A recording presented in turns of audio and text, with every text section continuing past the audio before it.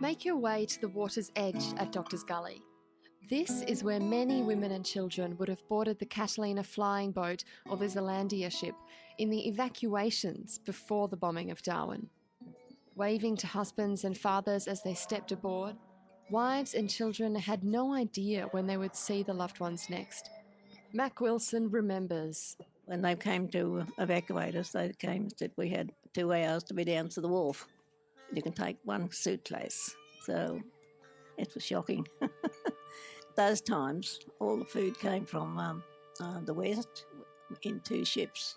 The Zealandia, which I was evacuated on, had taken troops over to the island somewhere. It was on its way back and was called in to pick up evacuees, which meant that they didn't have much food. So we had mainly tripe and rice. Fast forward to February 19, and Doctor's Gully was the centre of an even more desperate operation. Sheltered and out of view, Doctor's Gully was quickly identified as a place for survivors to be brought ashore. Trucks were driven down to the shore, and men worked to pull bodies, both dead and alive, out of the water.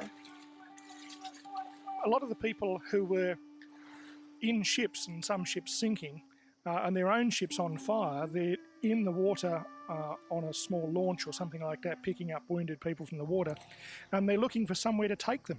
Where do you take them to get them to safety and to hospital? They quickly made a decision to take them to Doctor's Gully. And Doctor's Gully is, as we can see, where there's a road and ambulances can get down, trucks. There's a hospital just up the way. Behind us and to the right was one of the hospitals. And you can start getting people out of the water and give them some assistance. Well, Darwin's a big harbour, 3 times the size of Sydney's, and most of it, even now, is uninhabited, and it has mangroves and trees growing down to the water's edge. So, sadly, the grim business of finding bodies that were in the mangroves went on. People were eventually detailed off to do this. And then, of course, later on, after all the raids, we were, 2 days later, I think it was, we were picking bodies out of a little gully called Doctor's Gully down the end of the Esplanade, I think it is. The bodies floated up in that little gully. But everybody got into it, because there was no particular job for anybody. Just people got into it, like volunteers or anything. Veteran Army surveyor Basil Stahl. The evacuations saved many lives, but they also made it difficult for families to reclaim their homes and find their loved ones after the war ended. One family that faced an incredible battle to reunite and go home was the Carroll family. 6-year-old George Carroll and his 5 younger siblings were evacuated from their picturesque home here in Doctor's Gully just months before the bombing. They went to Sydney with their mother, but their father stayed behind to serve in the war. Mr. Carroll suffered major head injuries in the bombing and was evacuated to Sydney for treatment.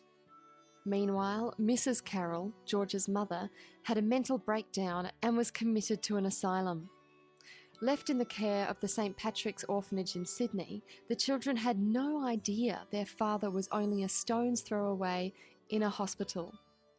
And when a nurse asked their father if he had any children, he replied no, because he'd lost his memory.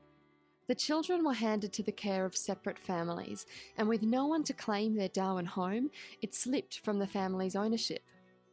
69 years later, 4 of the brothers and sisters reunited in Darwin, back here at Doctor's Gully. A concrete rock climbing centre now occupies the site that was once their home. Now, I knew that was where our house used to stand. Now, Julie and Maria and myself, the 3 eldest, we used to, straight away I used to say, right, we'd come out here and we'd run down this path here to the dams on this side. It was like the Garden of Eden. It was beautiful, like mango trees, banana trees. The Chinese market garden was just there, straight to the beach. You meet someone and they say, oh, where are you from? And I always say Darwin, And I've always been very, very proud to say that. When we landed and when we came to overlook Doctor's Gully and when we went down to Doctor's Gully, you get a feeling in your heart, that you belong to somewhere.